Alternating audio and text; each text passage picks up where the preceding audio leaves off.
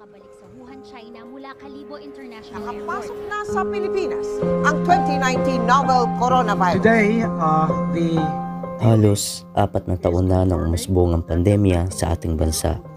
Lubha itong delikado lalo na sa sektor ng kalusugan. is positive.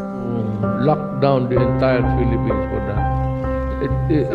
Nag-anunsyo ang Pangulo ng travel ban sa mga Chinese nationals galing sa Hubei province kung saan nagmula ang novel coronavirus. Sa Pilipinas po naitala. Mabuti na lang, ang mga sakit na ating nakukuha ngayon ay nagagamot na ng mga modernong medisina.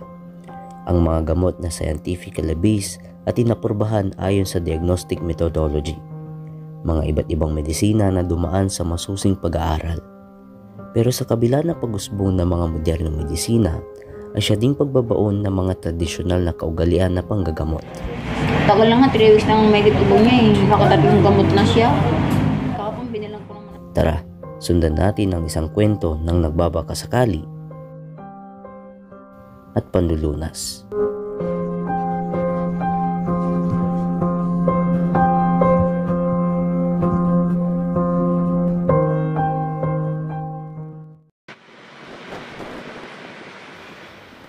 Tinungo namin ang isang manggagamot sa syudad.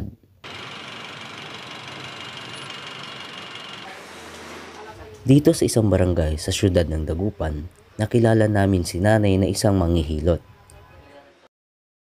Nang makatungo ako sa lugar, bumungad agad sa akin ang isang mahabang linya. Ang linya ay binubuo ng mga bawat individual na may iniindang karamdaman na nagbabakasakaling mapapagaling. Nakapanayam ko ng ilan sa kanila.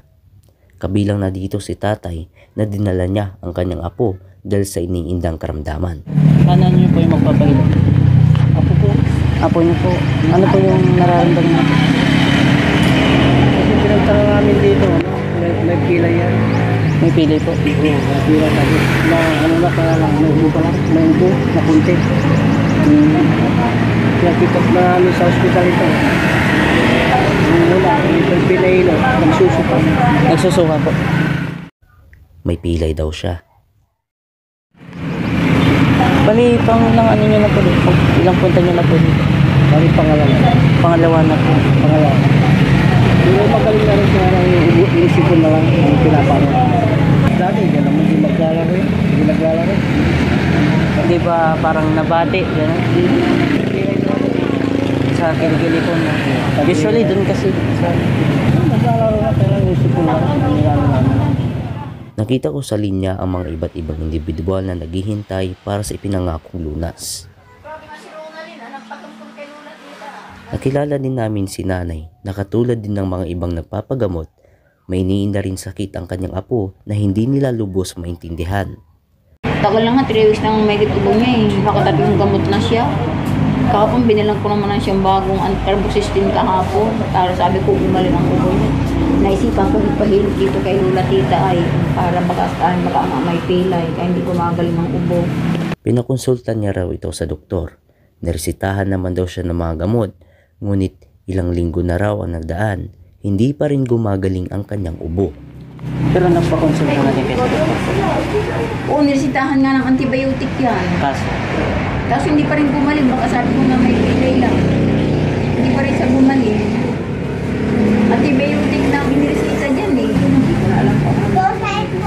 Kaya ngayon naisipan ko, naglakad kami hanggang dito. Uwi pa kami ng punuan. Pero dati na po kayo napahilot dito? Oo. Suki na? Ha? Suki na. Basta yung ngayong ano ba, Maras, itong Abril pa nag-umpisa ang ubo niya. Tagal na. January pa. Oo. Gusto, puyo pang puyo ipikasin, di manuko, no, ipikasin. Sabi ni Lulu niya karuman, saliwan mo naman ang carbocysteine karuman. Sinaliwang ko lalamat, pinainom ko ni para mali siya pa ni. Awit ko may tambal to. Dala ko yung tambal niya dahil 3 times a day. Pero hindi naman po siya naglalaro. Hindi naman. Talagang ubo lang siya. Pero mataang ka na yun, siyempre, may klima na siya eh. Kaya lang sabi ko, baka malang may pilay. Kaya dinaan namin dito. Matapos ang 20 minutong panghilot, sa wakas, natapos na rin.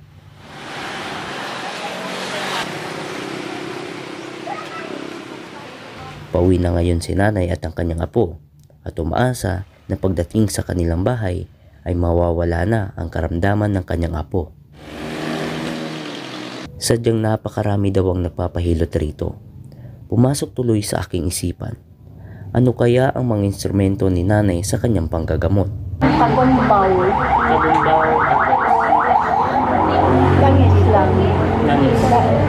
Yung coconut oil.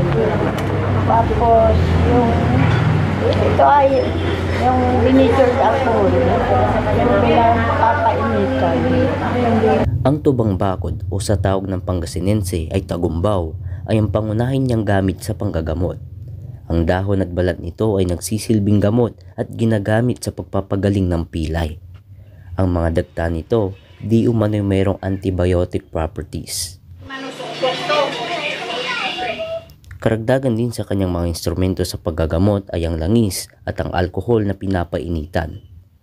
Mahigit 40 dekada niya na dotong ginagawa. Nagsimula raw ito taong 1979 pa. Berla, 1979 1979 43 ka. Mga 44 na. 44 years na. Tinanong ko kung paano nagsimula ang kanyang panggagamot. Ngunit pinili niya na lamang na wag na lang ito sabihin.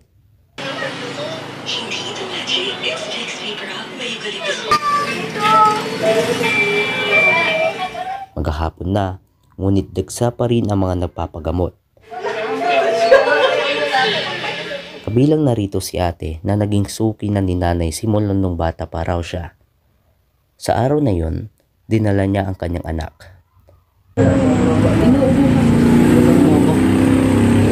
Matagal na po kayo po? Hindi naman. Pero pina-check up ko na galing kami sa doktor. Pero kapalilit ko pa rin siya. Baka may pila. Pero nagtitake po ng Oo. Pero ano pong findings ng doktor? Ano pong findings? Inaasma daw kasi sa panahon mainit. Kaya inuulit. Pero ipapahilot ko baka may pilay na. Bakit po kayo dito po pumunta? Kasi sila, yung baby pa po yan, siya na po yung nag-inom sa kanila. Matagal na. So matagal nyo nang alam yung lugar talaga.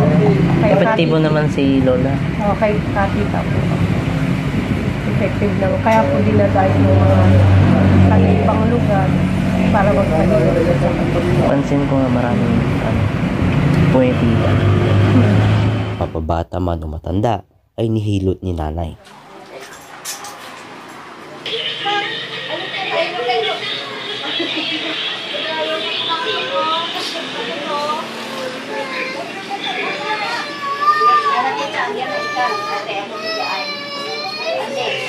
Ang anak naman ni nanay ay natuto na rin sa yapak ng kanyang ina.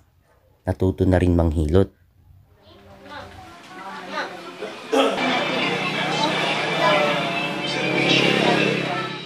Habang nanonood ako sa panghilot, napansin ko ang isang lalaki na nakaupo sa isang silya.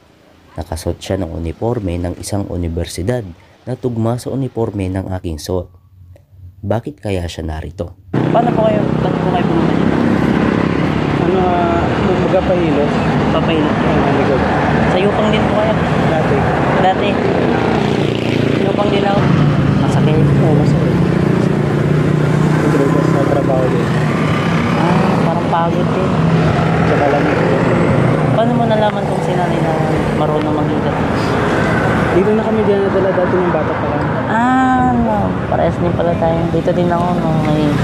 May pilay din ako sa gilid-gilid. Effective naman. Kaya pumunta ka dito. Upang gumaling sa iniindang sakit, may mga ilan na umaasa at ang iba naman ay dinadaan sa pag-asa. Pero higit sa lahat, abot kaya at tradisyonal na serbisyong medikal ang kailangan, hindi lamang sa mga iba, kundi sa lahat. Ang pag-usbong ng modernong medisina ay siya ding paglubog ng tradisyonal na mga kaugalian. Sa ganitong paraan ay marahil ay matututuhan rin ng karamihan na pagdating sa kalusugan, sa tradisyonal na panggagamot, walang mawawala kung susubukan. Magandang araw po. Ako po si Jaren Ferrer at ito ang Beyond the Lens.